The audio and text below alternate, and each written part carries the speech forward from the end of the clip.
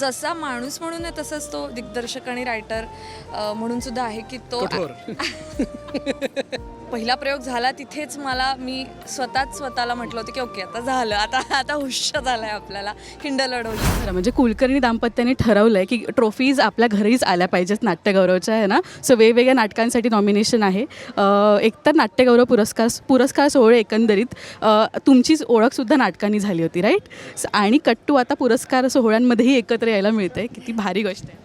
नाही, खूप छान वाटतं कारण सुरुवात नाटकामुळे झाली, तू म्हणलीस तशी 2010मध्ये.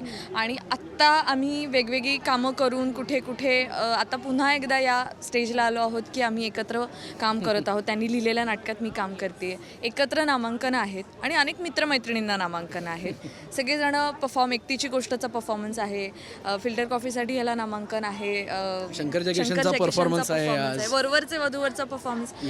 सो छान वाटते, आपल्या माणसांमध्ये आपण घरी काहीतरी छान परफॉर्म करतोय असं वाटतं. की दिग्दर्शक म्हणून किंवा लेखक म्हणून विराजच कसा आहे, स्ट्रिक्ट आहे की काय? नाही, ॲक्च्युली तो जसा माणूस म्हणून आहे तसंच तो दिग्दर्शक आणि रायटर म्हणून सुद्धा आहे की तो असा पंच घेऊ शकले असते मी, पण नाही.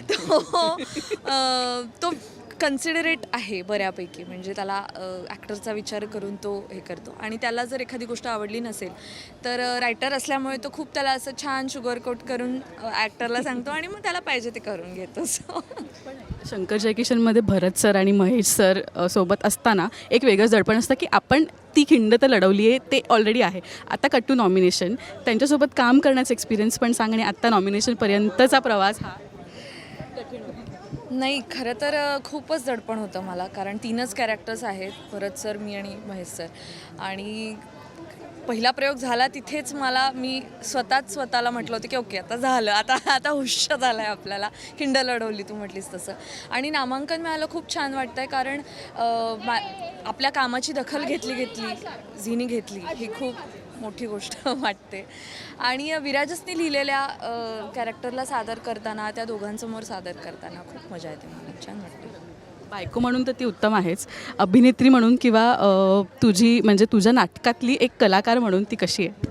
नाही, मला खूपच शिवानीचा अभिमान वाटतो याबाबत. एकतर आता शंकर जयकिशनसाठीच नाही, पण मी एकूणच कधीही काही लिहिलं तरी त्याचा पहिला वाचक ही शिवानी असते. आणि स्वतः एक उत्कृष्ट अभिनेत्री असल्यामुळे तिचा जो फीडबॅक मला मिळतो तो खूप माझ्यासाठी मोलाचा असतो. म्हणजे वरवरचे वधूवर लिहिताना तर अगदी आम्ही दोघं रोज रात्री मी लिहिलेलं वाचायचो. शंकर जयकिशनसुद्धा नाटकामध्ये तिचं कास्टिंगही झालं नव्हतं, खरं ते सूरजनी केलं आमच्या दिग्दर्शकांनी, कारण माझ्याही आधीपासून तो शिवानीला ओळखतो, म्हणजे त्यांनी माझ्याही आधीपासून एकत्र त्यांनी काम केलं आहे. पण त्याच्या आधीसुद्धा मी लिहित होतो तेव्हा ते स्क्रिप्टही ती वाचायची, माझ्याबरोबर वाचायची.